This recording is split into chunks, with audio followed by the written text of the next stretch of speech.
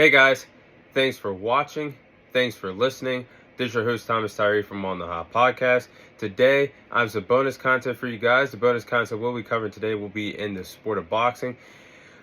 In today's bonus segment, I'll be sharing my thoughts on the news that broke out yesterday in the sport of boxing during the Gervonta Davis versus Lamont Roach press conference. So that press conference was being presented to us to build up the fight for March 1st, where we will see the return of Gervonta Davis when he gets to the ring to defend his WBA lightweight title against Lamont Roach, the reigning defending 130-pound WBA champion in the sport of boxing. But the news that broke out from that press conference yesterday was what Gervonta Davis announced to the entire boxing world, that he will be retiring from the sport of boxing in 2025.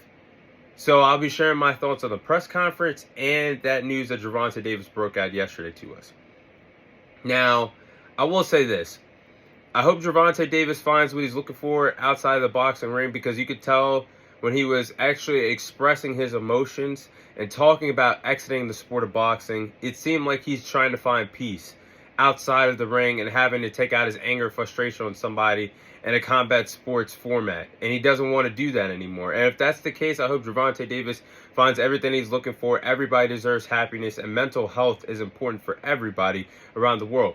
But as a boxing fan standpoint, this makes me say Gervonta Davis's career would be incomplete if he retires in 2025. Think about this. Gervonta Davis, skill-wise, has all the skills, has the boxing IQ, has the knockout power to be one of the greatest in this generation, a Hall of Famer. But his career will be incomplete if he retires in 2025. And yes, he said he will fight 3 times in 2025, but you're already wasting one fight on Lamont Roach. What about all these fights that's going to be left on the table? Never seen him in the ring with Devin Haney, Teofimo Lopez, Vasily Lomachenko, Shakur Stevenson. Some of those fights we might get before Gervonta Davis exits out of the sport of boxing, if he truly does by the end of 2025. But never seeing Gervonta Davis unified any titles, never seeing him become an undisputed champion, never seeing him win a Ring Magazine title, and you get the Ring Magazine title by beating the best fighter in your division. That shows me that his boxing career would be truly incomplete. And for anybody that comes from some upbringings that Gervonta Davis has been from, I'm from the DMV era, but I'm not from the streets. I'm not from Baltimore, Maryland, so I don't know that part of Gervonta Davis is speaking from the heart, that he will always be an all-time great in that standpoint, coming from the streets for where he came from, to be a multi-millionaire and be in a lot of people's eyes, the face of boxing for the American culture. Nobody can say, a lot of people really can't say that, because a lot of people in Gervonta Davis' inner circle in the sport of boxing is no longer here with him. But I just have to say that would be truly incomplete if Gervonta Davis does that. And I know his protege, Floyd Mayweather, the guy that signed him to that deal and brought him mainstream to the sport of boxing, with his influence, I think that's what Gervonta Davis truly learned from. Because it's not like Gervonta Davis is no damn scrub. He's got the knockout power. He's got the skills. He's got the IQ. But learning from Floyd, money and dollar bills instead of legacy. But let me say that. For what I said, that was the second half of Floyd. Floyd still cared about legacy, but he just cared about the money standpoint. In the second half of his career, when he was Money Mayweather, overall, Floyd always cared about his legacy, traveling up and down weight classes to fight the best of the best, no matter what anybody says about his resume. He's beaten the most world champions, 50-0. There's no disputing that. One of the greatest boxing resumes of all time. But for Gervonta Davis' standpoint, you don't have someone like an Oscar De La Hoya on your resume. There is no Oscar De La Hoya around, but what I'm referring to is there is no Shakur Stevenson win or loss on your resume. There is no who can be next. There's no Vasily Lomachenko on your resume, and I guess you could say Canelo Alvarez or Floyd Mayweather. Bottom line, I'm just saying, like, there's no Vasily Lomachenko, there's no Shakur, no Haney, no Teofimo Lopez, no unified title fights, no undisputed title fights, no Ring Magazine titles. It just feels like this is incomplete to Gervonta Davis's career.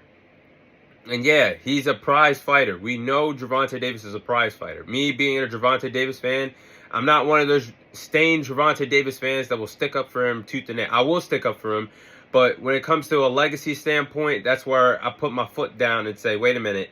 Boxing is all about championships and being immortalized as an all-time great. Not just about the millions, not just about being a prize fighter, not being worried about being a champion, because that's how you add your name as being an all-time great.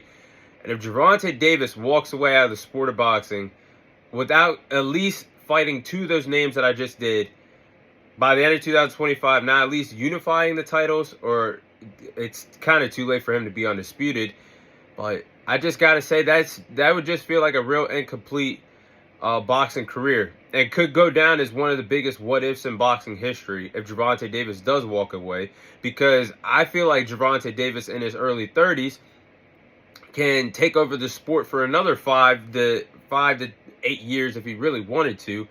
But again, I don't have any. Me being a former athlete, I see when I think about sports, I think about the competitive edge of being a former football player or being a former track athlete. I don't have any experience in combat sports. I've never been up close and personal in boxing gyms.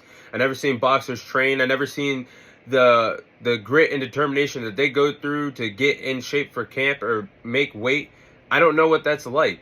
So, in a standpoint of watching, I get Gervonta Davis wanting to leave the sport for several reasons. Wanting a better life for his daughters, for them not to be as aggressive as he was. In his words yesterday in an interview, he wants his two daughters to be softer once they get of age.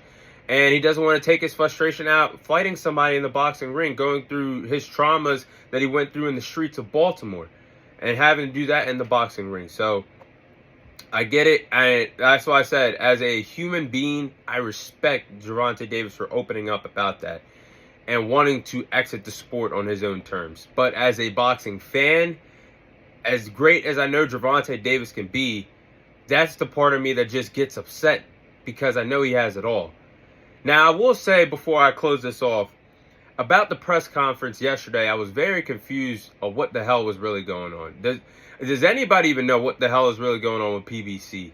Because, first off, this fight was supposed to happen in December. Now, it got pushed all the way back to March